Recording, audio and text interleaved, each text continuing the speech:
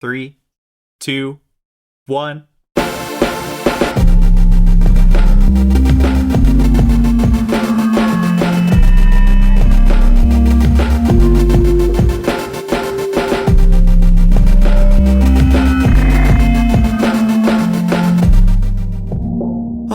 Is it time for a podcast? It's time for a podcast. Welcome to Trangirlismo episode, I think this is 6.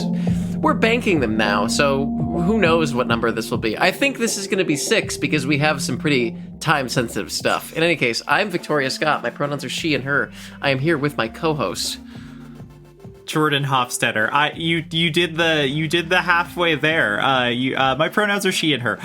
You did the halfway there of prompting me and not letting me die out there. Yeah, I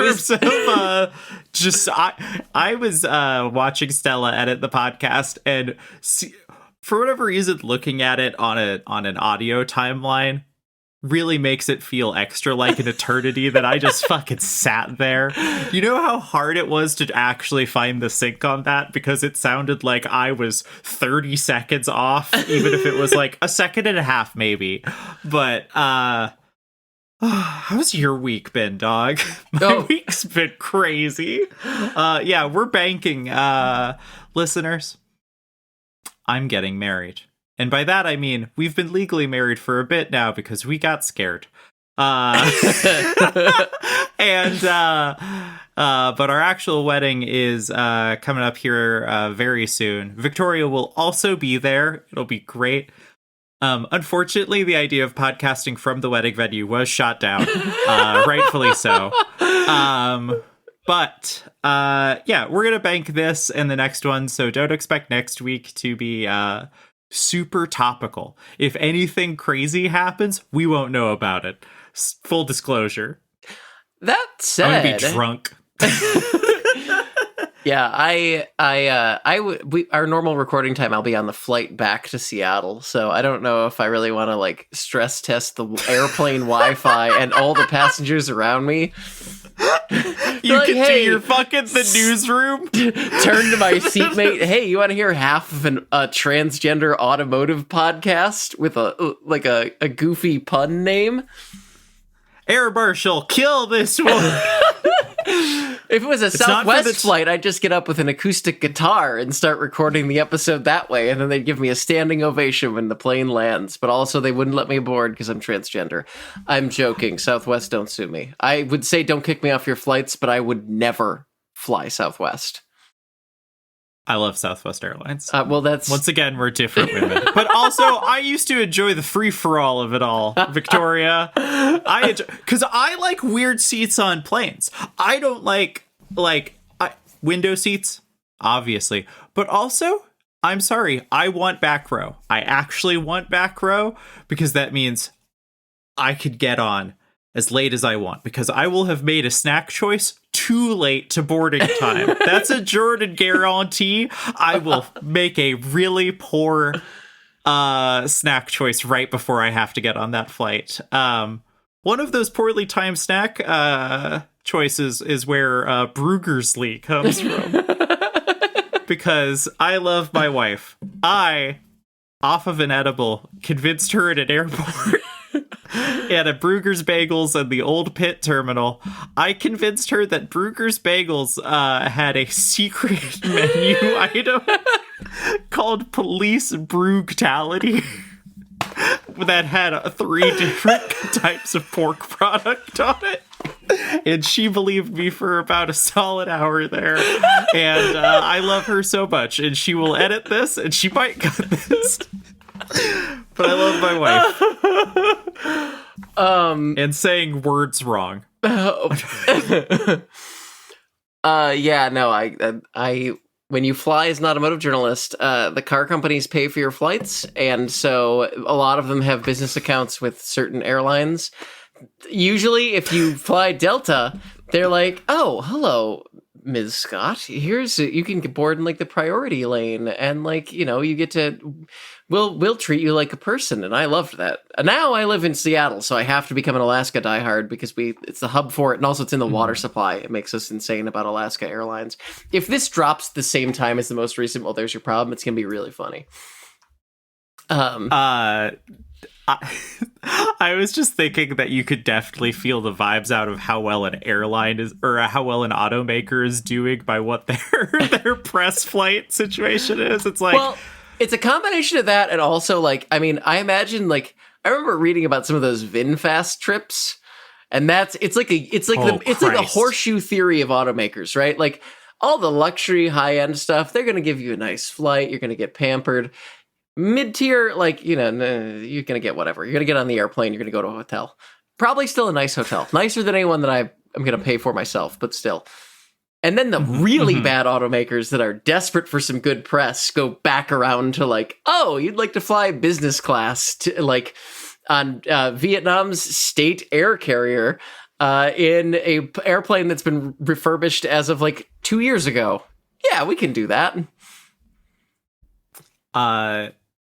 Or my favorite version of that was you book your own flights and then send me the bill for it. I never got one of those. Which is how I got an A380 row to Germany by myself, thanks to my friends at Toyota Gazoo Racing GmbH. That'd be pretty cool. Yeah. I never got an I've flown on a wide body once in my life. It was a repositioning flight from Atlanta to Salt Lake City. They happened to put passengers on. It was some Airbus. I can't remember what it was. I was like, wow, cool. The plane is wider than usual. I didn't know they could do that. The A380 is fucked up because it's so big it doesn't actually feel like it's moving ever. Like you just look out the side of the window on takeoff and you're like, oh, we started the roll. That's crazy. I feel like I am on an escalator, if that, in terms of like inertia or acceleration. Dog, I'm going crazy. I feel like that's the theme of this week is things that shouldn't be happening are happening all over the place. If we have a thesis statement for the week, it's not quite shit's fucked, but like these ones are just weird. Or like the vibes feel off. That is the through line of this episode and most of our episodes at this point, or the vibes are off. I don't know. Our first topic is kind of related to vibes being off. Yeah, VW spooked of the market. Yeah. According to Der Spiegel, Volkswagen is going to delay the launch of Scout in America. Scout, as you might remember, is their revival of the international Scout brand as an all EV lineup intended to ostensibly compete with Rivian. That they have shown renders for, I think maybe a concept. I don't know if they actually have any physical things. I don't know if they've rolled out a physical concept yet that isn't like clay. No, I think it's just the renders, and then I think there are like photos of the clay model. Yeah, my favorite, like, we're working on a thing. Yeah, it's real. I promise. They said that they've got like. Do you know how expensive this clay is? They've got some nice images of cars not moving in a desert. They said that validation vehicles were originally supposed to come out this year. Deliveries were supposed to be next year. Der Spiegel says 2028, 2029. Who knows? They're just kind of pushing that because of, quote, technical issues, end quote. Volkswagen is like, no, it's validation vehicle this year, customer deliveries next year. I am pressing X to doubt because I have a little story to tell you, Jordan.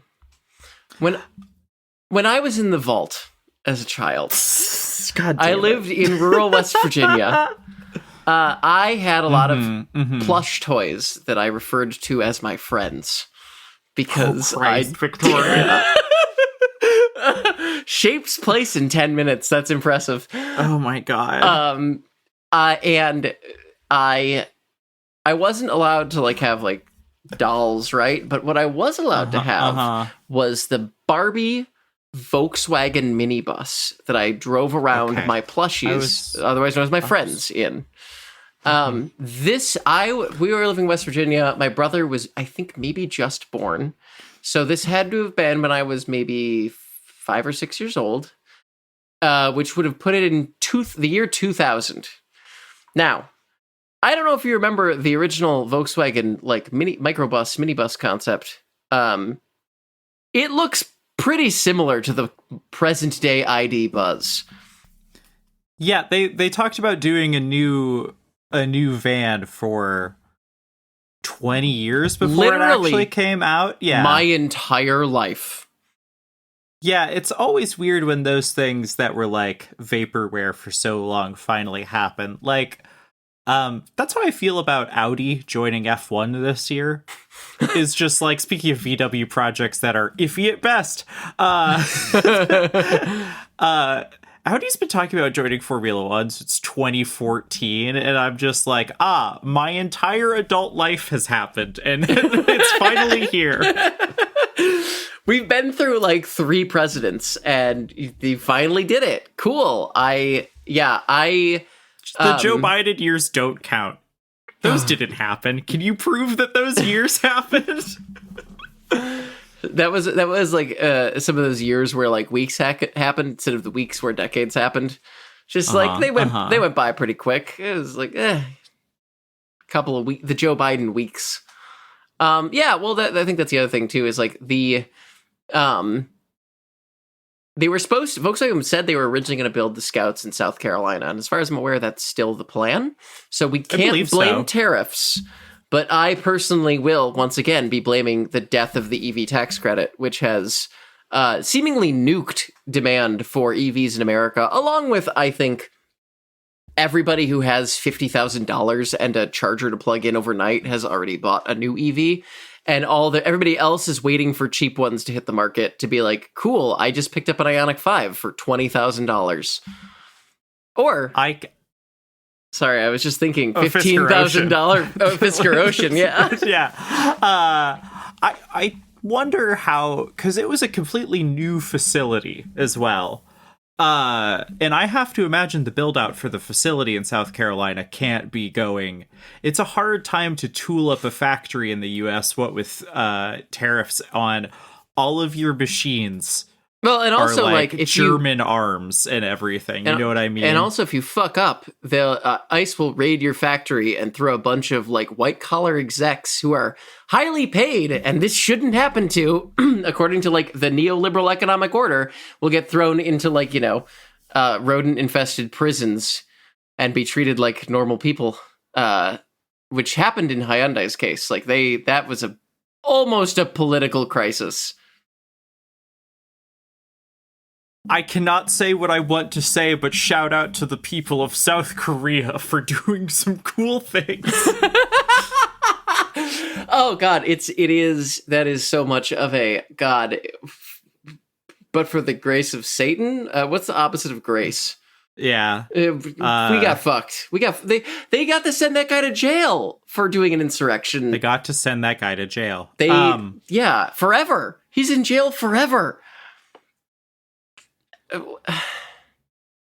Meanwhile, we got fucking DOT, head of the DOT, Sean Duffy, out here like, oh yeah, we're canceling all of the, we're probably going to cancel the bi-level car orders for Amtrak, so we'll just keep using these like Carter administration superliners until they finally crap out, and then, I don't know, enjoy a cross-country trip in an Am fleet, I guess. Sorry, I recognize that this is like not a train podcast, but I'm on it, so it's kind of a little bit of a train podcast. I saw that this week. It just drove me insane. In China, you can get on a train and it does 200 miles an hour to like a city drilled directly through the side of a mountain in like 2 hours. And here, it takes 2.5 days to get to Minneapolis on a train that was like last refurbished 20 years before it was born. Yeah, absolutely. Like, anyone who's ever, like, I feel very fortunate that I have in Pittsburgh, basically, the 2 destinations I truly want to go on Amtrak are, would you bet, the only 2 trains that come to Pittsburgh anymore. I can either go to Chicago or go to New York, and that's about it. Yeah. I could get off in Ohio, but like, why would I? You know what I mean? When you put this on here, I once again was like, oh, right. The Scout thing was supposed to happen. Yeah. Like, they're doing that. That's crazy. They're still gonna do it. Sure. But in theory, I mean, the thing is so I have to issue a correction regarding a previous podcast of mine. You do not, in any cases, have to hand it to... No. I had said previously that VW wasn't selling as many EVs in Europe. They are still apparently selling a ton of EVs in Europe. Their sales were up 56% last year on EV models. I assume that all of the stuff they're not selling us is fun to drive. Plus, like, Europeans won't touch Tesla because of, its sometimes contentious, embattled executive. To borrow the language that would still be harsher than how most of automotive media calls him. I think it was Edmunds was like, yeah, keep buying Tesla Model Ys. These things are great. And it's like... Did you see the $60,000 Cybertruck?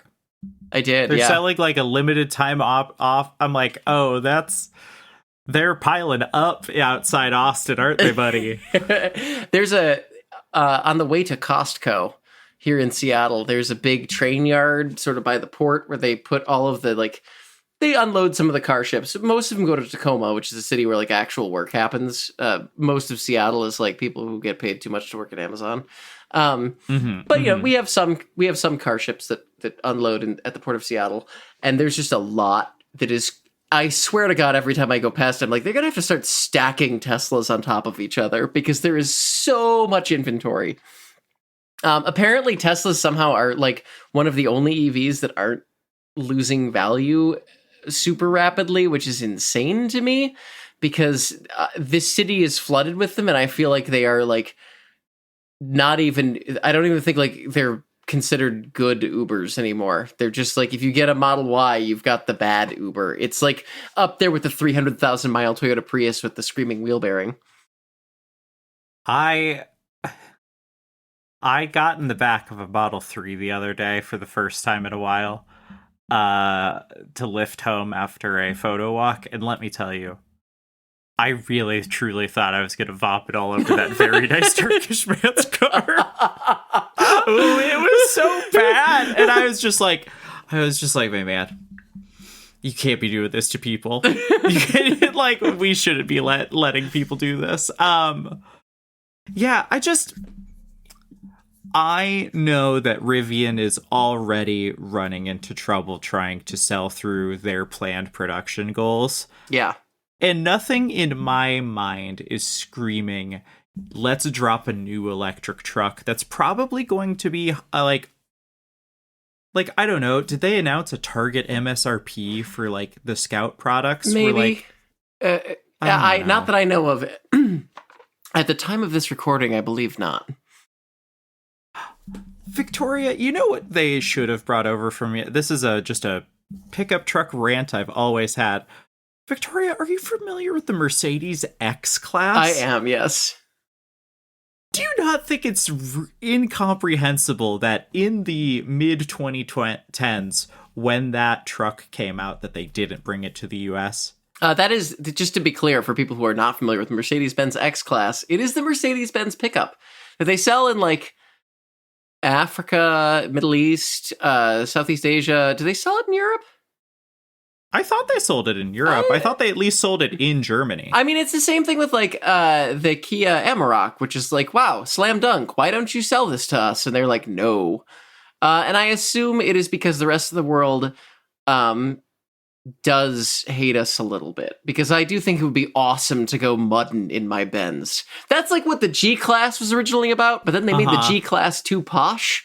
Because, like, ever since they switched to like four-wheel independent suspension, it's not the same. Like every G-Class up until like 2018, that's awesome because you are suffering. They ride like shit. You are driving that because you want to be seen in a G-Class because I don't know. But also you can actually go do a lot of stuff with them. I'm sure you can do a lot of stuff in the new ones. They're too comfortable. They're too soft. It's not, you're no longer going mudding in your Benz in a modern day G-Class. So you should bring in the Amarok. You go mudding in the Benz. I just think about downtown Houston in the mid 2010s and how many G classes would pop up. Like, it was every other car around the Galleria for a while. Yeah. But I was just like, imagine if there was a step below the G class, how many people they would have got. Like, they should have just sold it in Texas and Florida. You know what I mean? And California. Yes. And they would have sold every single fucking one of them they'd bring over. Like, genuinely. Baffles me that they didn't do it. The funniest thing too is, like, I remember people. So I the only time I've ever been in a G class, I was in Los Angeles, in a press vehicle with Daniel Golson, who was a big Mercedes fan, and Daniel had it very early. It was a China Blue one. It was a China Blue AMG, I believe. And somebody in Beverly Hills was like, "How did you get that? That color's not out yet. My dealer can't get it." And he was like, "I'm an automotive journalist. This is an early, like, we get them earlier than all of you." And he was like, interesting. And I was like, oh my God, dude, people are insane about their G-Wagons. It was, They're I will say. Rolexes you could drive. Huh?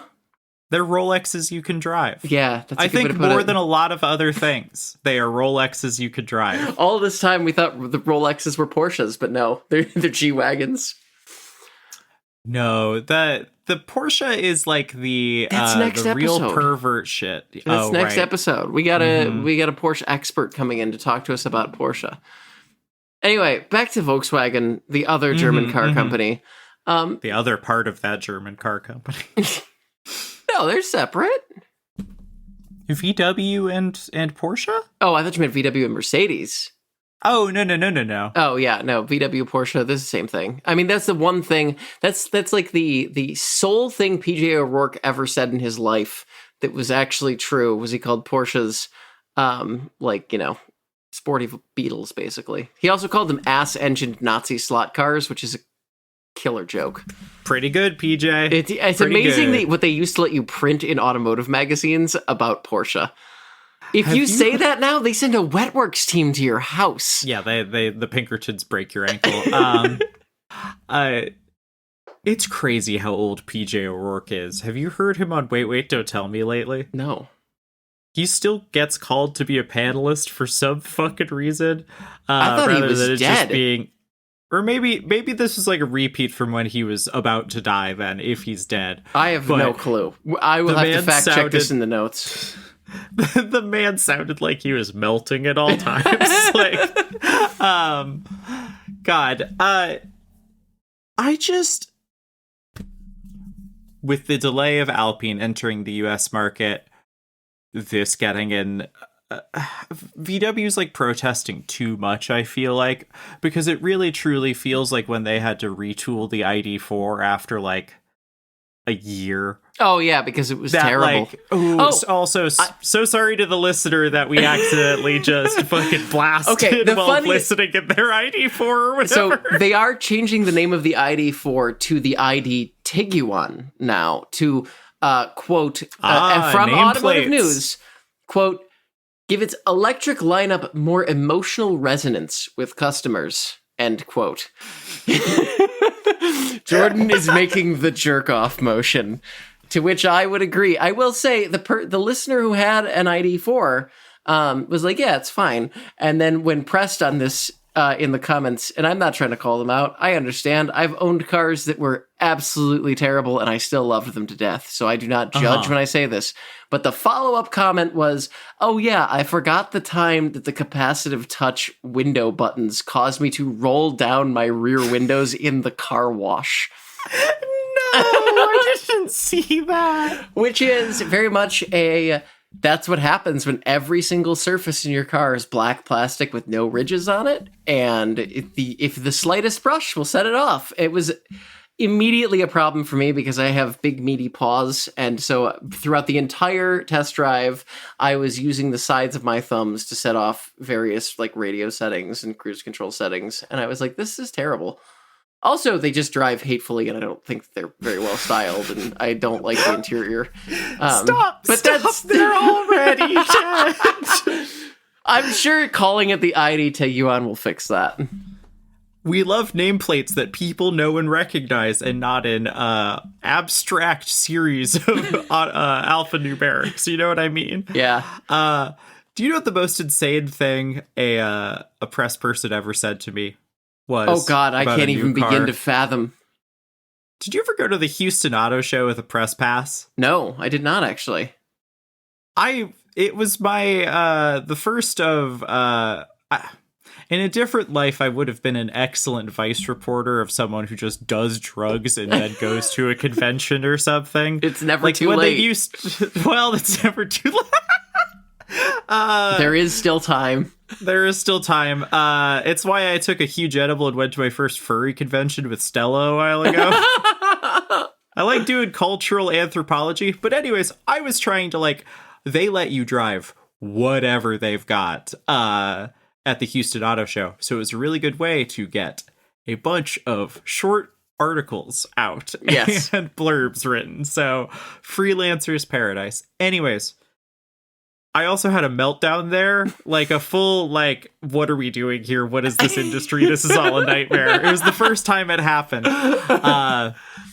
Because a woman from Jeep said that they believe 100% of their customers go off-road either in reality or in their mind. And I just sat there because someone, people clapped at that line, and I was going what the fuck are we doing here?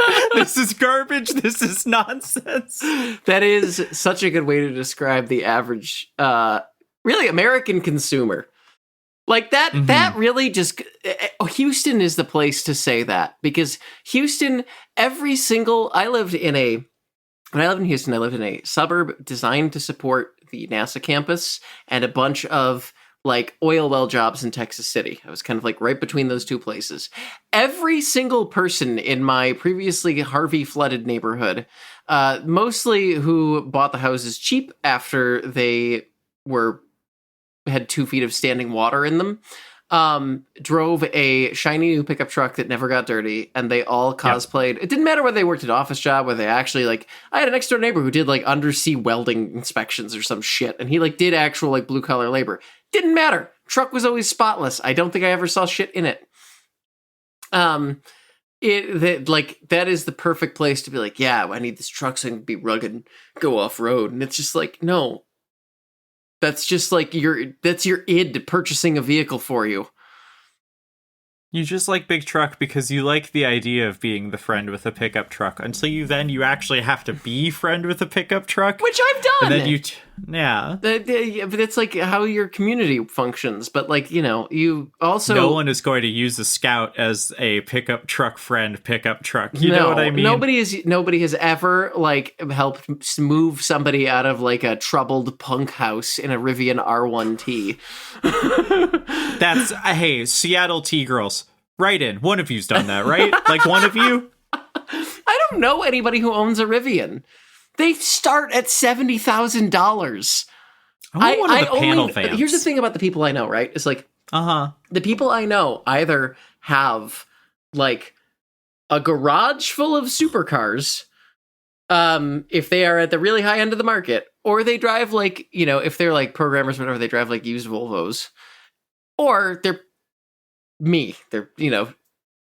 dirt broke constantly. And I bet I could probably do a sick burnout on these junkyard tires on my NA Miata if I threw on this $250 eBay kit, turbo kit, which, hell yeah, that's kind of more my speed. Do you know what your next car needs to be? A $3,000 Jeep Cherokee XJ, yes. That's a funny way to say imported Renault Twingo, Victoria. We're supposed to be talking about Volkswagens. You can't bring up French cars. I know. That is, technically speaking, that would be a good segue to our next topic. We don't have to, but also the Scout thing is just an encapsulation of the market right now in so many ways. You know what else could be delaying it? The fucking Ram.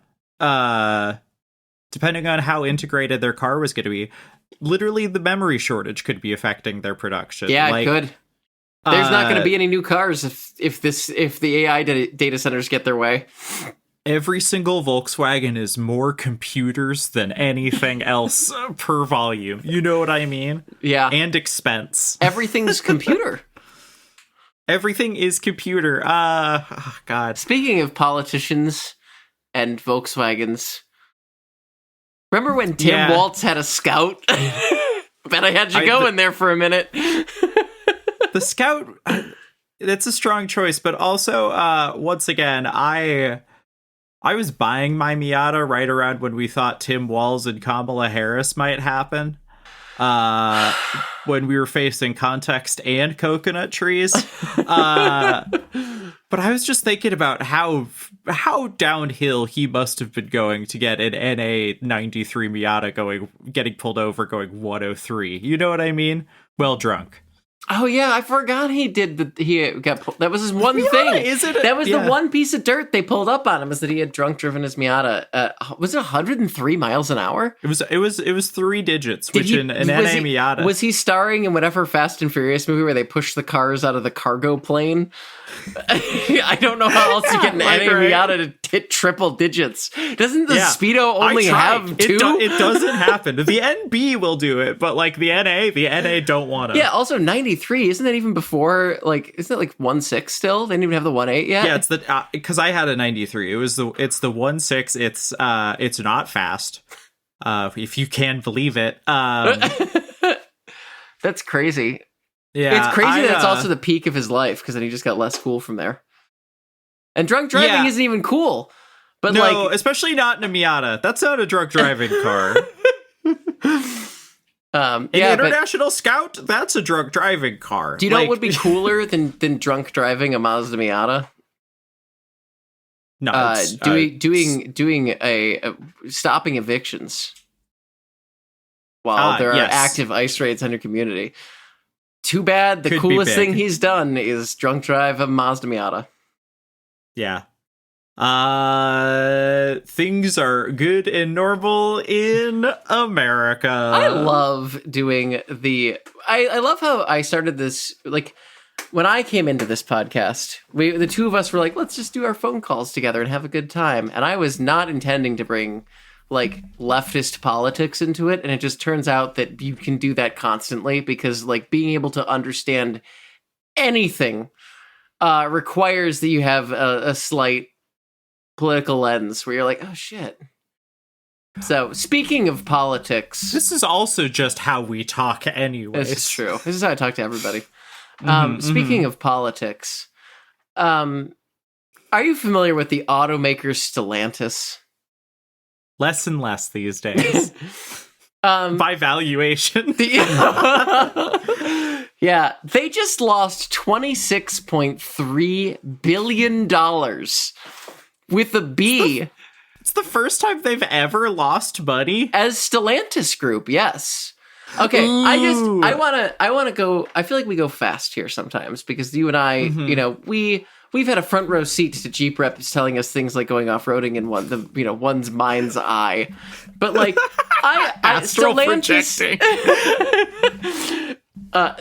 Stellantis is so funny to me. I want to refresh our listeners on what it is, because they are the Curly of the big 3 Stooges. So in 2021, name the other 2 for me real quick, please.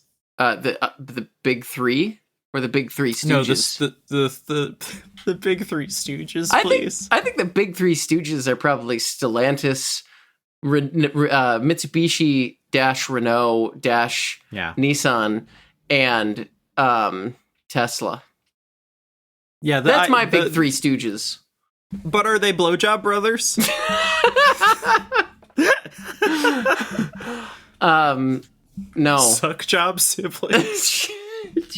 No, Elon Musk would have had to have had sex for that to happen. Anyway, in 2021, the PSA group, which is Peugeot, Citroën, Talbot, back in the 70s. What's Talbot? Talbot made French cars. They don't exist anymore. Oh, okay. Yay. Don't worry about it. Don't worry about a kitten. And FCA Group merged. FCA was Fiat Chrysler of America, which itself was a merger from the remnants of the Daimler Chrysler implosion's Chrysler Group and the Italian Fiat Group. Now, you might remember Chrysler Group from 2 hit bailouts in 1979 and 2009, for those of you keeping track at home. So Stellantis is this French large car company and this Italian-American car company. Confusingly, Stellantis' name in the U.S. formally is still FCA USA LLC because none of the PSA Group's cars are sold here in America. You can only get FCA cars here. Now, you might be thinking this sounds complicated. There's a lot of groups going on here. I have a fun little game for you, Jordan. Oh, good God. How many brands does Stellantis sell, and do you know what they are? I have them written down. Like, I looked at the list last episode when we were talking about Jeep eating shit. So I should be pretty on this. However, there are so many. Yeah. Do you have a number you want to throw out there? Or should I give you a number to aim for? Give me a number to aim for, and I'll 14. count on my hands. Ooh, fuck. Let's go with most obscure that I know backwards. Lancia. Yes. Peugeot. Yes. Citroën. Yes. DS? That's correct. Thank you, DS Formula E, for reminding me that DS exists as a sub-brand. Yeah, they're getting their ass kicked, too. They just pulled out of China a couple of years ago. But yeah, go on. Let me ask a leading... is Ferrari still technically in the group now that they're a public company? They were spun off. Actually, pre this merger, Fiat spun them off in like 2017 or something. They needed that money from IPOing Ferrari, which IPOing Ferrari is one of those statements that really, like, Italy is hooking the dynamo to Enzo's grave. Yeah, absolutely. Like powering all of Italy. Okay, then Abarth. Correct. Sub-brand? That is a brand. Oh my God. Fiat. Yes. Chrysler. Yes. Dodge. Yes. Ram. Yes. Jeep. Yes. 4 more. Fuck. Maserati? That's correct. Oh my God. This is where I'm gonna die. 3 more. Will you give me a hint if they are American that I'm forgetting or foreign that I'm forgetting? There is one that is sold in America that is not an American brand. There are 2 that are not sold in America that are not American brands. But they're kind of American brands. Trick question. But yeah. Okay. None of them are. One of them is sold here. It's not the American one. 2 of them are not sold here, and you could make a case that they were once American brands. Okay.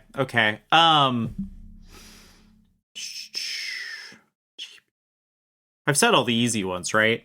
Yeah, these are all these last 3 are kind of. Then I won't feel bad about fumbling them. No Ferrari, Maserati's there. Think unreliable. Lance. Fiat? No, you said a Fiat. Did I notice? The least reliable car you could possibly fathom. See, I was gonna say like something like British in that case, but I don't think they own anything British. But no. You're not thinking unreliable enough. The most beautiful thing that will never work. The trans women of cars, did I not if you say will. Alfa Romeo? You did not say Alfa Romeo. Oh my God, that's one of the easy ones. If I had not gotten that one, I think I will probably tap out for the sake of time there. What are the 2 I'm missing? Opel and Vauxhall. God damn it, right. Australia and Germany. Opel doesn't exist. Opel let's be honest does exist, and they were sort of American-ish because GM, they kind of bounced around. Yeah, the Stellantis, as you may have surmised at this point in the episode, is what happens if you take the Texas freeway design strategy of just one more lane, bro, to a car company's entire, managerial structure.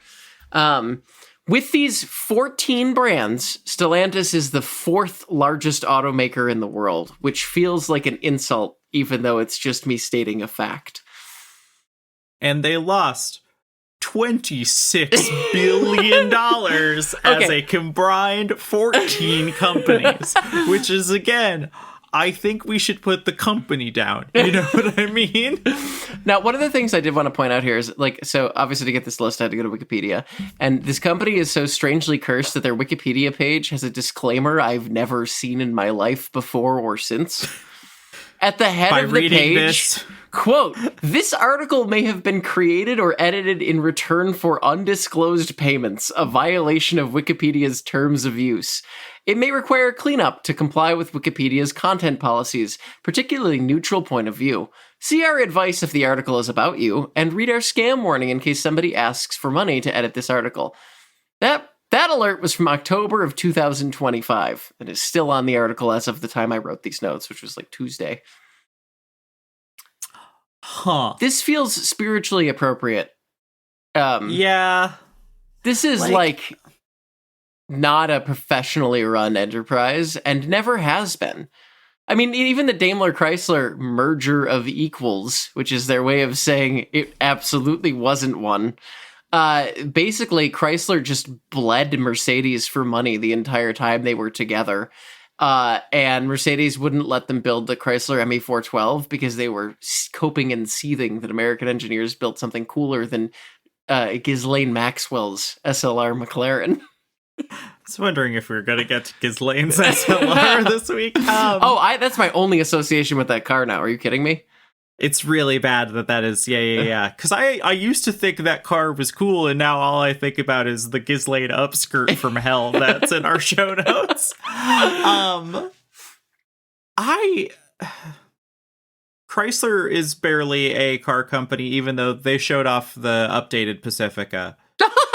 You mean we slapped like a coat of paint and some fresh siding on it, and we're charging 3 times the monthly rent we were before? Yeah. Also, I have another correction to issue, actually, which is last episode I said that the Pacifica PHEV, the plug-in hybrid edition, was still being made. It isn't. They caught fire too many times and they canned it. So they make the Voyager and the Pacifica, which are the same vehicle, and they're going to update the light bar and a bumper on the Pacifica. This is a car that is like, I think, old enough to drive itself. It's getting up there. It's like 20. It's like 10 years old. It is preparing for middle school, which is always a bad place to be on your vehicle design. Especially when you are stripping out one of the most others to middle school. American Zen. Anyway, somehow despite this like executive dysfunction in a trench coat that is Stellantis, it's not their fault they're neurodivergent, Victoria. It's actually ableist that we're making fun of the Fiat Chrysler Stellantis group of America or whatever. They should bring Peugeot over here. Yeah, they keep threatening to do that, and they never do it. They've been profitable since merging in 2021. They actually made 10% returns as recently as 2023, when they made 18.6 billion euros on about 180 billion in revenue. But those days, this halcyon days are behind us. They just wrote off. It was like $20 billion in like write-off losses. Which is largely attributed to mismanagement of their EV portfolio. They only lost about €1 billion in like lost cash. The rest of it appears to be just writing off all of their EV strategy. And it kind of makes sense if you look at what they've done as a company. I believe it was in episode 1 you discussed the hallmark ornament you have for the Ram Rev, the extended range hybrid or EV plug-in pickup truck thing that got canned before it even got close to fruition. It's funny. I don't have it because it was already sold out. It was unavailable even to me then. It was a beautiful piece of art by that Hallmark store in the mall. The other part, is that they have been absolutely plagued with warranty expenses because their cars are unreliable Not so good. The 4xEs have been exploding so frequently that they canned them. And I didn't realize this. This is what's insane when I was doing research for this episode. That was the #1 best-selling plug-in hybrid lineup in America. What? The 4xEs and the Pacific Hybrid, that was the #1. And they canned it because it was like, this is not working, because they kept blowing up people's garages. That's the... People love there are so many out there. Yeah. Waiting to explode. Well, they've recalled them like 4 times. I'm sure one of these times they'll get it, right? You know? Fix it again, Tony. Yeah. Then the other problem is the Daytona EV, which has been just riddled with issues to the point that Edmunds had one where the brakes didn't work as their test car. Generally speaking, ooh, that's a big one. when automotive journalists get press fleet cars, usually they check them to make sure the brakes work. They grab one that was made on like a Tuesday morning, where it's Doesn't like this Edmunds one buy theirs even? Yes. Yeah. They paid for that one, actually. Yeah, and they were, and I think that's worse. It was like a weird software design to make sure the accelerator pedal didn't get stuck off, so the brake became the gas pedal. It was insane. I'm not even joking. That is, it's also they're terrible. They can't sell them. They can't move them. Nobody wants them. They're gonna put a hurricane in them, and then they'll return to selling them to, That's Marines. So scary. I know. Software defined vehicles, baby. Well, I mean, we would have had that if they hadn't diverted all the chips to making AI data centers, but now we don't get to have vehicles. So, in any case, the other thing that I wanted to call out here, and Stellantis doesn't lay blame at the feet of Fiat for their financial troubles, but I would like to just talk about how well the 500e has sold. Do you remember the 500e? I kind of like it. There've been 2 EV. I think it's kind of cute. The first one they couldn't give away. Well, no, the first one. So they've been 2 Fiat 500 EVs. The first one, Sergio Marchionne, who was the CEO of Fiat Chrysler at the time, was like, "I hate these things. They are the enemy of my life. We lose like $40,000 in every single one that we sell. We just have to, or otherwise California will kick us out." Complete compliance car, very charming. They sold them. They leased them for like $1. And they are very cheap nowadays because they have very little range. Never intended to be like commercially successful. The new one, the Fiat 500e that came out in like 2024, was supposed to be like a global seller. That was their city microcar. But thanks to a combination of poor dealer network and high purchase price and middling range and, an economic slowdown and inability to get like full tax credits and blah, blah. They sold 1,321 of them in America in total last year. I see one ever. I see one around here. I think I might have seen one once, but I don't know of any locally. And this is a perfect city for the for electric one. Mini. Which also sold like shit. Yeah. Which that one should have been a slam dunk. The thing that's even more shocking is that they've only sold 200,000 of these in the past 5 years globally. They sold 2 million gas ones from 2017 to 2020. You see them everywhere. Yes. And every now and then I start looking at what 500 of Barths are going for these days, and I know it would be a hateful time, most of it, but it is the nicest sounding stock car I think that's ever been sold. Yeah, certainly for under like $100,000. Like with the best sounding economy sports car ever. Also, they're cute. I love them. They're cute. They do want to tip real bad, though, if you ever actually try to track them. They just want to tip over like a little cow. It's kind of cute. You will be inside it when it flips, though, and that's not so cute. Yeah, like Fiat was supposed to be like an all EV company, and in Europe, they've given up on this and brought back gas engines last year. Which, just in the US... I was like, I wanted to do some research. What's Fiat? What's happening at Fiat right now? Fiat of America, because they still sell 500Es here. They still they have dealerships in Seattle that are like Fiat, Alfa Romeo, Plural? Maserati. I don't know if we have plural, but at least one. Okay. So I checked out the Fiat USA website, They have 3 models for sale. Would you like to guess what they are? I'm not going to make you guess. It's the 500e Icona, which is the launch trim. Oh. The 500e Project Red edition. Already doesn't count. And that's the same car. The Fiat Pretzels 500e Giorgio Armani Collector's Edition. Oh, incredible. All are 2025 model years. They just didn't do it for this one? No, they've already been I couldn't find out if they've idled the factories right now, but I found articles from 2 different dates where they had idled the factory making Fiat 500es because they just couldn't sell them. It's a real oopsie daisy of a company strategy here.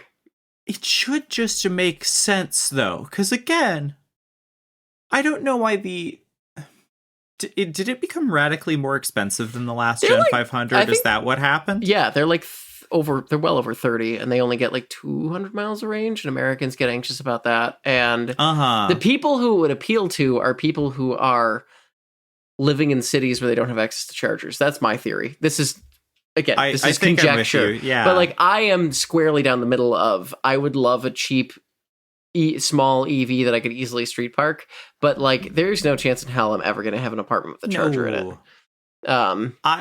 I keep looking at that new Renault 5. Oh, yeah. And I want it so bad. And they'll never bring it over here. No. We have better odds of making it to Europe. Yeah. Or, again, what if we import us a little 25-year-old Renault Twingo in that really good blue color? That really good, minty green blue color? Yeah, I have a friend who has one of those here. Yeah, I know. It's on our website, I think. It is, yeah. I'm also, posing with it in a full Victorian dress. What if you bought one? I mean, they'd be cool, but I have owned 2 imported vehicles, and the thing about owning an imported vehicle is that you gain... It's so cool. You gain an immense appreciation for global supply chains.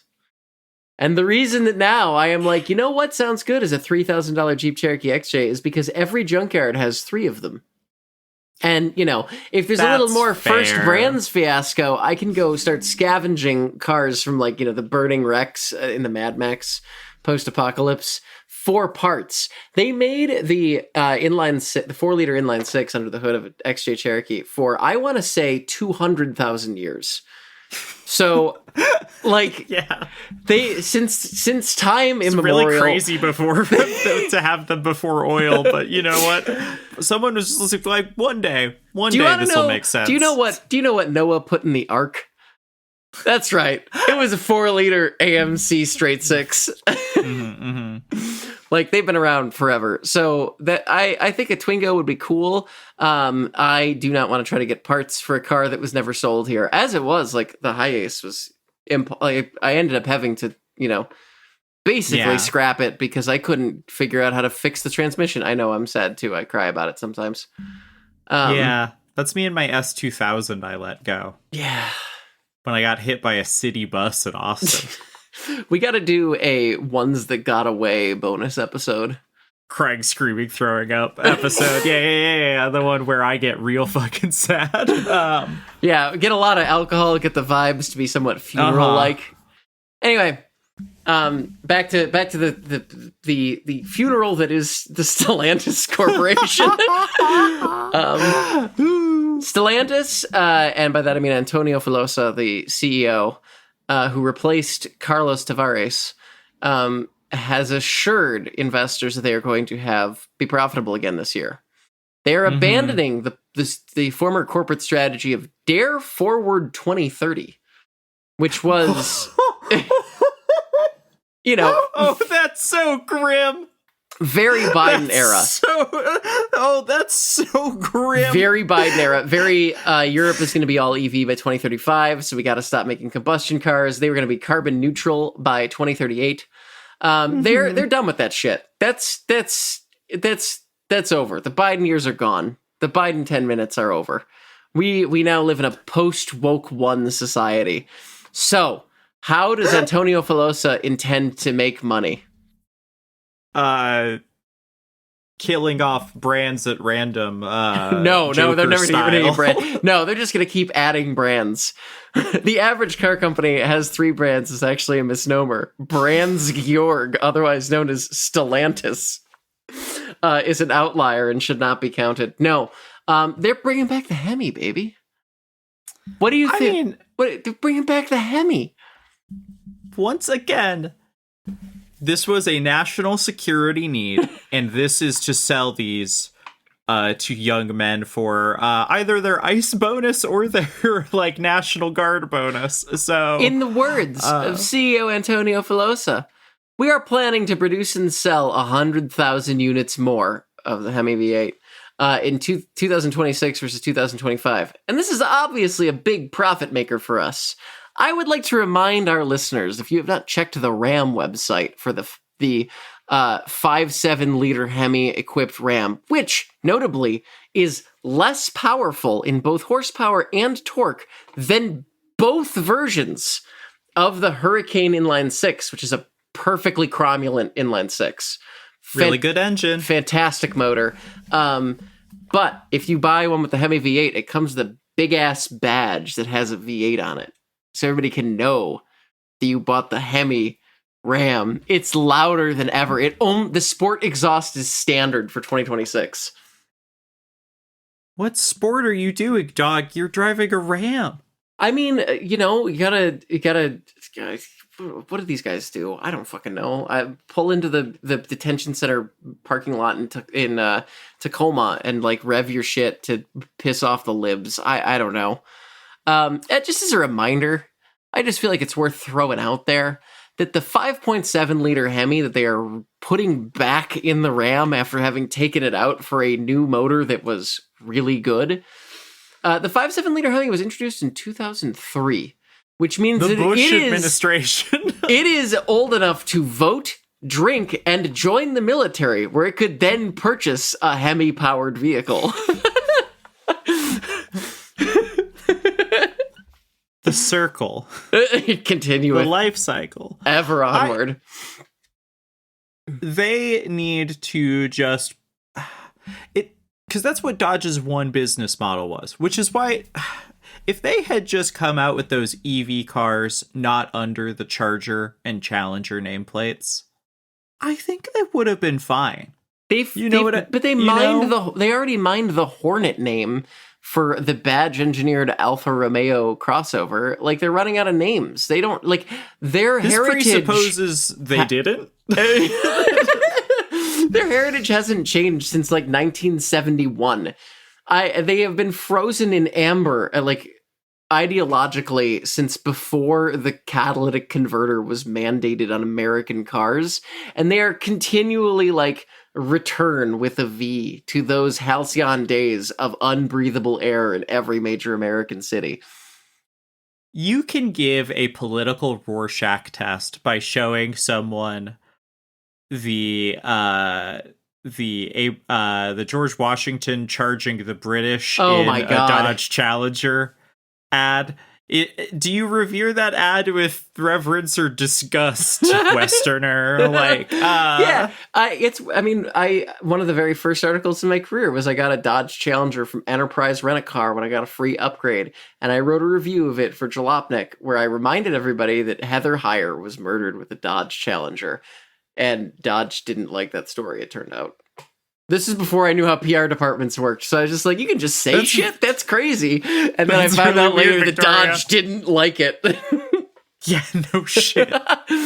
I believe the article title was "The Dodge Challenger is America's id." That's a you as hell title for something. I referenced Vanishing Point, political Vicky violence. As hell. Yeah, it was very, but that's that is their thing. Meanwhile, I just want to note it for the record. You might be like, well, it's just America that's like big V8s. No, in Europe, they're bringing back diesel everything, including the Peugeot 308 and the DS number 4, which is here it's okay, America, obviously the only people left who can buy cars in America are have roughly the politics of used car dealership owners, because they're the only ones who are yeah, it's a great time to buy a new car because they're we're thriving under post woke. So in the US, selling Hemis again, maybe you could rationalize it. But in Europe, diesels are like 8% of the EU market, 5% of the UK market. It's literally just like we've tried nothing and we are all out of ideas. I still don't quite get why. It's not like these EVs aren't desirable. It's so odd. If it's all range anxiety, it's just very odd. I mean, getting rid of the tax credits in the US has not helped at all. No. But like, I feel like a lot of these OEMs were maybe coasting on finding a final target MSRP because they knew that the tax credits were there. So they're like, well, no one's actually paying this number, so like we could shoot for this. And I think that maybe led to more like expensive choices than we otherwise would have seen for a lot of these automakers for their like first EVs. Yeah, I think it's also worth noting, and this is kind of like, maybe reading tea leaves a little bit too much, but like Carlos Tavares is pretty big on electrification. He got ousted in a pretty loud fashion, and Antonio Filosa is an ex-Jeep guy.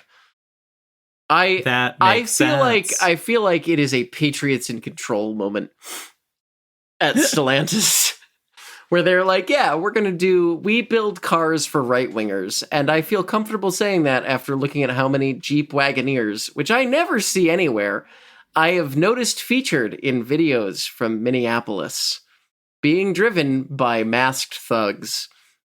It's like they were like, ooh, an American cartel forming?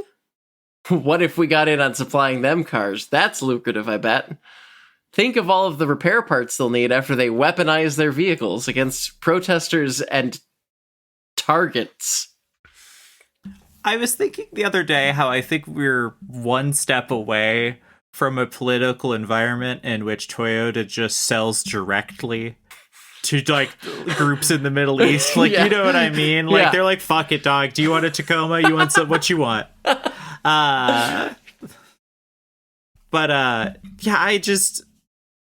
Stellantis just bubs me out. It's just a bummer as a business group. The end of my story about it was just like I may have mentioned we bailed out Chrysler twice.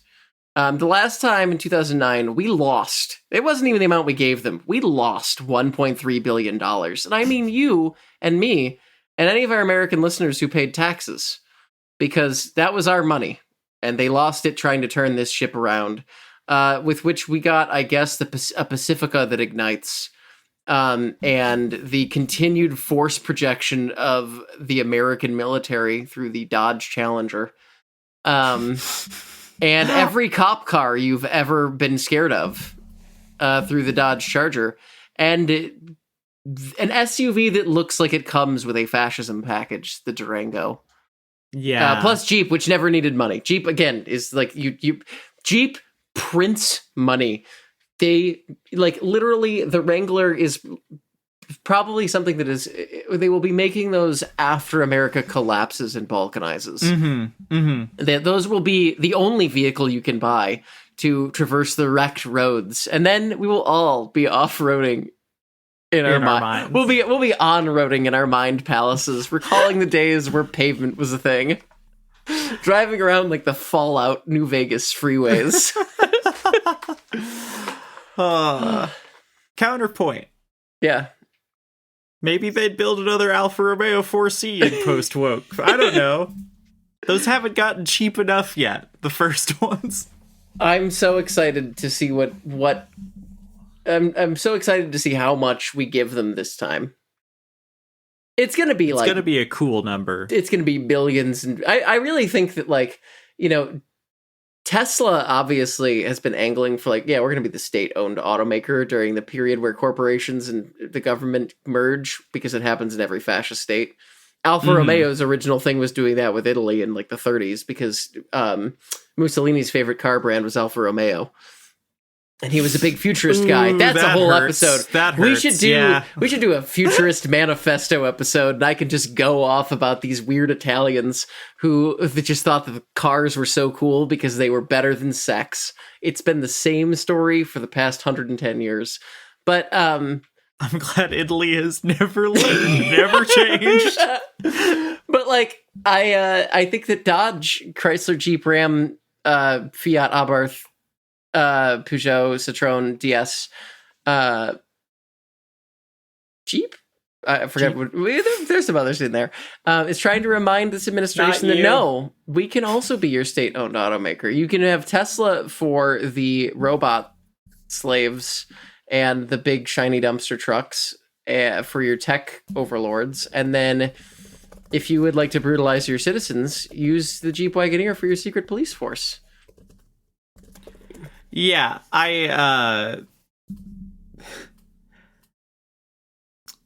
but maybe they'll make another quadrifolio, Julia. Yeah, all right. Well, if I've bummed us out enough, I feel like it's time for you to bum us out. Yeah, I think it's time for me to bum us out. Welcome to the bad vibes episode. I hope you're fucking having a bad time. Yeah. Trent Reznor, that's the other guy's .gif. So I really like open world racing games. So I tried out a new thing that was free with my PSN membership, and I found this has been a bummer for a couple of reasons for me, and we're going to get into it, but we're talking about Test Drive Unlimited Solar Crown, which feels like the name of an AI-generated game, because I think, unfortunately, it kind of is. I was going to say, I didn't even know they were still doing these. This was the first one they'd done since 2011. Yeah, I played TDU1 a bunch, and I played TDU2 a little. And that was it. I only ever played the first one, and I absorbed the second one purely from the Giant Bomb Quick Look, which I put in the show notes, and I'm so glad you watched, where they just talk about how weird the club scenes in that game are. It's very strange. It's so 2010. It's not the most 2010 game ever, which we'll get to here in a bit, but like, yeah, I had fond memories of, here's an old-timey story. I rented the first Test Drive Unlimited from a Blockbuster. Oh my god. I went inside a Blockbuster and rented a video game. This is Transgirlismo, the podcast for millennials. Hello, 30-year-olds. It's all downhill from here. She says, holding a can of Pabst. We've fully entered our like boomer years as trans women. I remember what was I posting the other day? What was I posting the other day? I was posting these kids don't know about Halo 3 custom games. And I'm just like, God, I am 30 years old. So, speaking of being 30 years old, I had a lot of fun with the first one. So, like, a lot of my early enthusiasm comes purely from video games. I think that is one of the main ways that, like, folks our age got introduced to, like, even, like, thinking about car brands, right? Yeah, oh, absolutely. Yeah, so a lot of my early enthusiasm, or, like, knowing what I thought was cool, came from, like, I don't know, I had a copy of Gran Turismo 2 with that fucking huge jewel case. Yeah. I had that, which I bought at Fry's Electronics in Houston, Texas. Was it the space station themed one? No, it was the slightly homoerotic oil derrick themed one. Ah, okay, yeah. I live right down the street from the space station themed one. I watched it close. It was one of the saddest days of my life. That's when I died. That's when my childhood died. Not me physically. I mean, a version of me, probably. I bought my S2000 at that Fry's. That Fry's was big for me. Yeah, no, I had my COVID car shows there as my egg was cracking, with my like vestigial car friends that I was like, I could maybe start showing off that, I'm wearing a little lipstick now or whatever, and then I left the city. Anyway, understandable. We'll talk about Houston next week. like my first the first person I really dated in high school also was the one who showed me Top Gear for the first time. Ooh, yeah. So like growing up, that's where like my love of cars came from. That and like I think I told the F1 story, but like, you know, my dad's been watching F1 since like the Niki Lauda season. Yeah. So like I grew up with F1 just on in the weekends. Like that's why I remember the Schumacher era, because it was like, are we going to the Lutheran church or are we going to watch a German man in a red car win? It was a lot of that for a little while. Usually more the red man than the one on the cross. But that's like, if you truly want to like instill a love of cars, I think the particular combination that the early 2010s Forza games had, with just straight up having like, do you remember how much Jeremy Clarkson was just in the marketing? Yeah. And in the game of Forza Motorsport 4? Yeah. They were like, hey, you're like 14 years old. You think that Jeremy Clarkson is the model of what masculinity should be, even if you are more like James May. James May's of the world unite. and here's you can drive the cool cars they drive on the television show. You can be a version of this guy. Yeah, and like also like a lot of the Forza Motorsport for its full legal Christian name of a video game, even though that game had so much marketing that featured Jeremy Clarkson, it was also trying to be so highbrow with that, and like, well, Top Gear was highbrow to us because it was British. True, but it's the vibe of it was all that one V12 Vantage video he did. Yeah, that basically has no talking, and again, I think is good actually, but like, you know, like it's like heartbreaking. Worst man made a banger. Yes, yeah. And also, it's the most conservative thing I like. Like, you know, when they said fascists could occasionally make good art, they were talking about Mishima and Jeremy Clarkson doing the V12 Vantage bit. I'm thinking it's Mishima, good fascist right? art. Yeah, I think you meant the novelist. Yeah, the one who had a thing for like killing himself and then killed himself. Anyway, that's a whole different episode. We're not going to get into that. We don't have time to unpack all that. Yeah.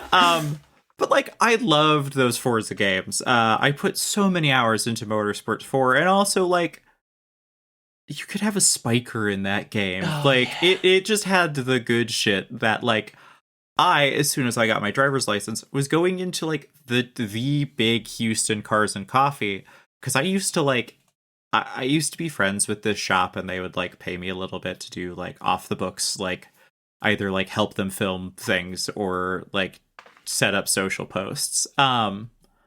Because I knew social media, a.k.a. had 100 followers or whatever back then, you know? Yeah. So I got to, that is why I will still always love the like high-end Italian shit, is because I got to hang out with so much of it. Like, they let my teenage ass drive a 430 Scuderia.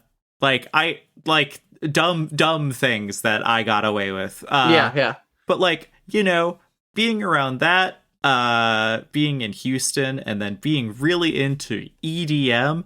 When they announced Forza Horizon, the first one in 2012, it was so my shit, and I was so annoying sort of way. But like, that game is still, that is the peak Obama era hopeful game. You know what I mean? Yeah. Like, that's millennial optimism. The game is just like wonderful racing through beautiful, perfect Colorado with a fucking blaring EDM soundtrack. And unfortunately, a few tracks from the Lost Prophets on there, because every game has a couple unfortunate Lost Prophets tracks on it. But like, that game's so good with the Viper on the cover. Like, come on. Yeah, it was like, congratulations, you are 15 years old. Your driver's you either have a driver's license or you're getting it soon. We solved racism. The environment is fine now.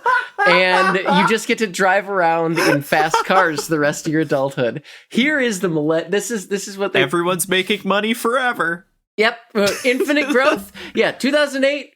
We learned our lessons. We're never doing that again. Strap the fuck in. History has once again ended. The Forza Horizon really was the most... I've had too many drinks before too, buddy. It's called Cinco de Mayo. Forza Horizon was Francis Fukuyama's favorite game. It was just the post-history open world racing game.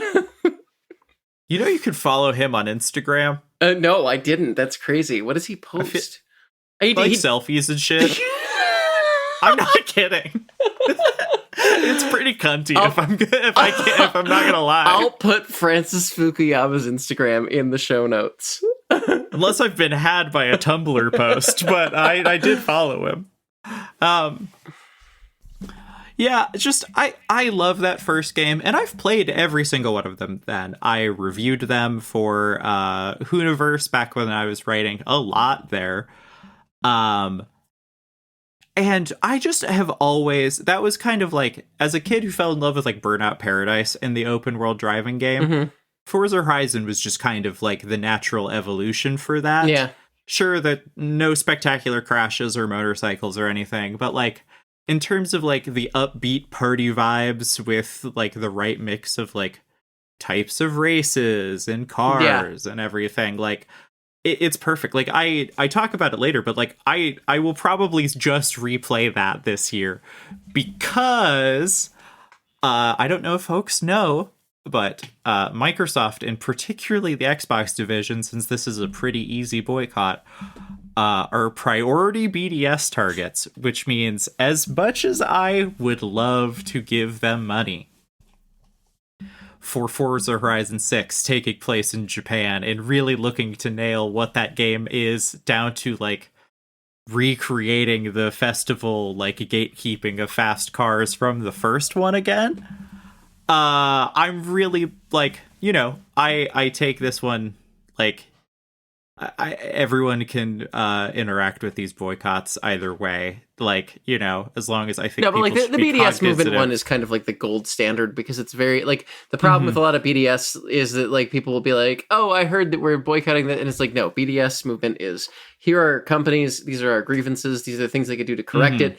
This is, you know, it's a very limited list, and it is companies that they think are relatively easy gets for boycotting, either at an industrial level or like a consumer level, and ones that they think will be receptive and actually move on it. And are actually, you know, for BDS movement, it's like ones that are actively profiting from the IDF or the, you know, like ongoing genocide in Gaza.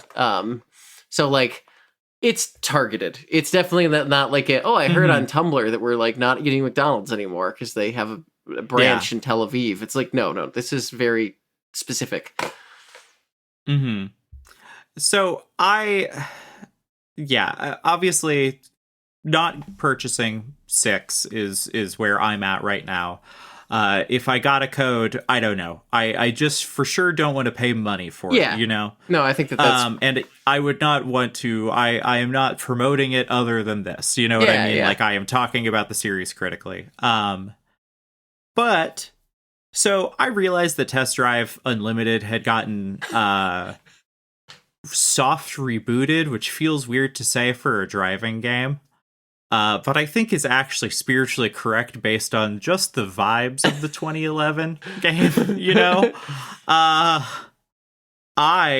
downloaded and booted up its full legal Christian name, Test Drive Unlimited Solar Crown for the PS5. And let me tell you, as much as I was hoping to, like, we have Forza Horizon at home, my FOMO about Horizon 6, this is just not... Ooh, boy, Victoria, I haven't played a game that felt this bad in a while. Yeah, I looked up, so I didn't know anything about this, and so the only information that I found at a brief glance was that, according to the like metadata site OpenCritic, 6% of reviewers recommend it. That feels high, Victoria. It truly feels like a pre-release version. Like, it feels like a heavily modded version of the 2011 game. It's a mess. Bad physics. It's like, yeah. It's funny because the only version of the original that I played was a very heavily modified version that had a lot of the cars it had a ton of extra cars added to it of the original like TDU from, I don't know, 2006 or 7 or whatever it was. Because like that was the golden era of PC games where you could like add stuff to them and they weren't super locked down. So you could actually change stuff and mod them really easily. Well, the holy war between the trans woman and the TERF, that code that crack DRM together for video games, right? Oh my god, what? Yeah, that's a bonus episode, maybe. Okay. Or there's your problem, I think, actually. But like, not a main feed. And also maybe I don't want to do that, or maybe someone doesn't want to do that because that might get someone in trouble. Huh. Okay. Well, no, I didn't know about this, but I mean, I just like TDU for me. It was like it had a really cool world. It had a good car list that was made great by modding. The online race feature, it did feel kind of like I never played Horizon as early as you did. I think the first one I got in on was 3, which I enjoyed quite a bit, and then I played some of 4, and I believe it was around which one was 5? Was that Mexico? 5 is Mexico. Yeah, that was about... I got it, and I tried playing it, and it was really buggy, and I couldn't play online with my friends, which is the main thing that I do with racing games nowadays. I don't really play solo, but if I have somebody to game with, I'll race them. And it was so buggy, I kind of dropped it, and then just haven't thought about it since. Which, like... It does work now, yeah. Yeah, I mean, I haven't gone back to it, though, because the thing that I think frustrated me was, like, when I played racing games, golden era racing games that like you and I think a lot of our audience, if they're here listening to Trangirlismo, remember it was kind of like could mean nothing. you would get to unlock cars for winning races. And one of the things that drove me absolutely insane about Horizon, especially towards the end of my playing it, was I had a job and like social obligations and an apartment I wanted to keep clean. And so there were weeks where I didn't play because that's like, I did other things. And then I would log back in and find out I had missed out on like some car I desperately wanted. I think the 8.6 was the most egregious. And actually when I gave up, they had like a weekly event where if you completed all the challenges, you got an 8.6 for free. And if you didn't, you had to go to their like hype beast crypto rare ape auction market and buy it for 12 billion in-game credits because inflation had destroyed values of everything. And I was like, I just want to drive the fucking car from the anime. Why would you do this to me? And it made me, like, you had about FOMO. I feel like the entire Forza franchise has been leaning heavily on FOMO as its motivating, like, rat pressing lever for reward cycle for quite a while.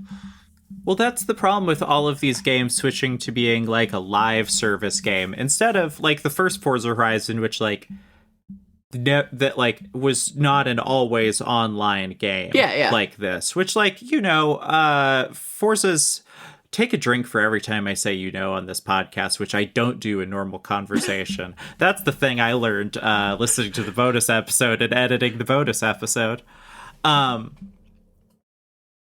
Yeah, once Horizon moved to being a live service game to keep your attention span throughout the year instead of, I think they were scared of the like player drop-offs on the first and second one.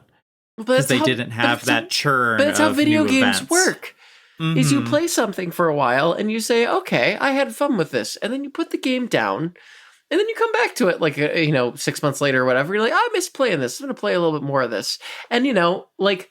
if you maybe by the time that you do that, you're like, oh shoot, the next one's coming out soon. I'll get that. Like the continued financialization of every single aspect of everything where it has to be always connected drives me insane. Because like the original TDU, one of its big selling points was that you could do online racing and you could randomly challenge people. But it was a novelty, yeah. But it did not have this kind of like content mill grind. Always online, you miss the car. Like there was nothing to be gained from racing other people online, really. maybe like a car or two, but like it was not like the main functionality of the game was gated behind getting online and racing random people. And TDU Solar Crowns, there's no easy way to say the game.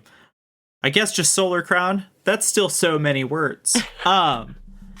TDUSC. It's so annoying. It's just an annoying game. Because, yeah, it has the hype beast vibe about it in a way where even the current Horizon games just haven't. Because it felt gauche. But, like, I found out that this was a French developer that previously had the WRC license. Ooh. They were doing bad-ish rally games, but, like, the official rally game. Yeah. For so many years. Like, they were a real racing game dev. Yeah. Ish. But, yeah, them and their parent company, who this week went bankrupt. Oh, my God.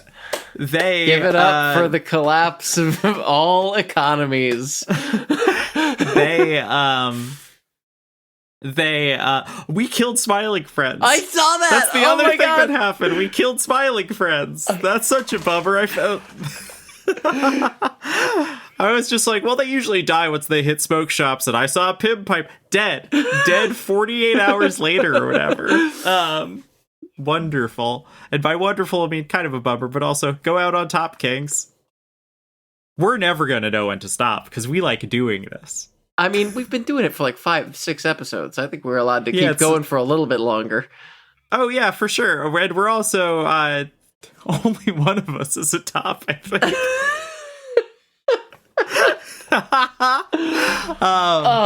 But yeah, this game, someone on the subreddit for Test Drive Unlimited, which is, here's a really devastating thing. It's mostly about the old games still. Oh. It's mostly about the ones from over a decade ago, and I went, that's really sad. But the new seasonal event logos are for, like, V8 muscle. It's an AI-generated thumbnail of a V8 that looks nothing like a real motor. So I think that just says a lot. Where they bought the Test Drive license, like specifically the Test Drive Unlimited license, cheap. Told, hey, you lost the WRC license. Go make a Forza. Go make a bad Forza and also a bad reboot of Test Drive Unlimited. And it's just a bummer. It looks like shit. It feels like shit. Brakes are unintelligible. Like. It's crazy how bad handling models in most modern video games are that are trying to be arcadey. Project Gotham Racing 3 for the original Xbox had much better, much better driving physics. The Ferrari 355 Challenge cabinet from Sega had a better handling model than this game. It almost looks better. I swear if you told me all the music in it was AI generated, I'd believe you. If you told me every voice in it was AI generated, I'd believe you. And if it's not AI, I am just being mean, and probably too mean for what it was. But I really went in with a lot of hope that I could at least have some fun with it. And it also cost me nothing but my time. But I have never... It's been a really long time since...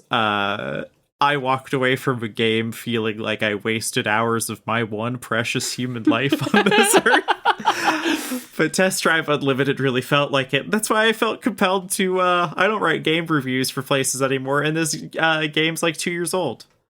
And it felt very this podcast that they declared that they're bankrupt this week.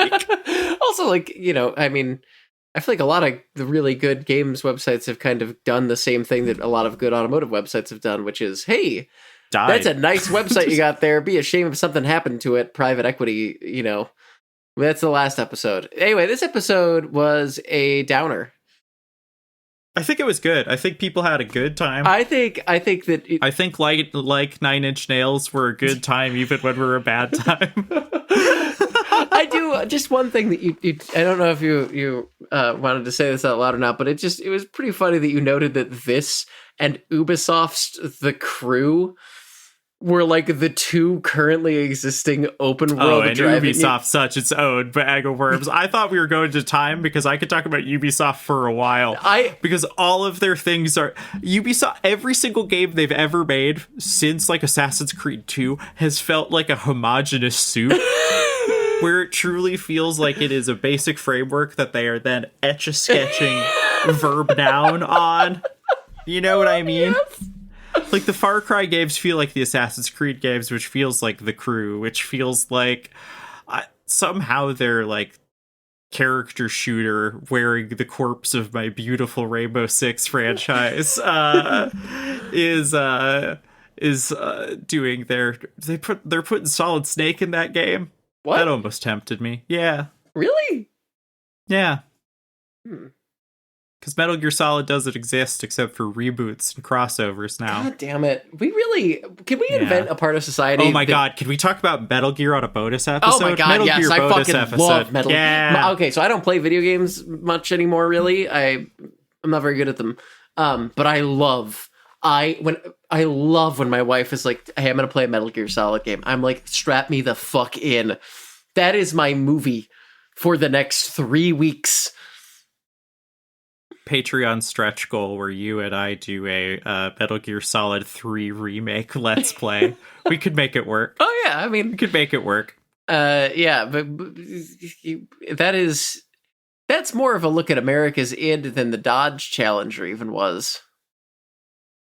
Yeah, it's American id through the lens of a Japanese man who is our most prolific poster. Our most prolific poster, wildly accurate about the future of America and its fascism. Metal Gear Solid 2 is just real. All of that shit happened, including the big robots, probably. But also, he's super horny, which does add an interesting dimension to those games. Do you think love could bloom on? Hey, how have you been enjoying my bit where I've been remastering my old posts using the fucking Metal Gear Solid text boxes? It's great. I posted a picture the other day where somebody shot a photo of me with a 600mm lens. Thank you, Sula. And I'm wearing a trench coat and a bandana and a bunch of milsurp because that's the kind of trans woman that I opted to become this year. Because you get a new season, you try out some new stuff. And I do look like a Metal Gear Solid character, and so people were. I saw that. I saw your post about it. It's a good format. It's a good format. It's a great series of games. As long as you have to play them. I hear that sometimes they can be a little janky, but I just watch them. They're movies to me.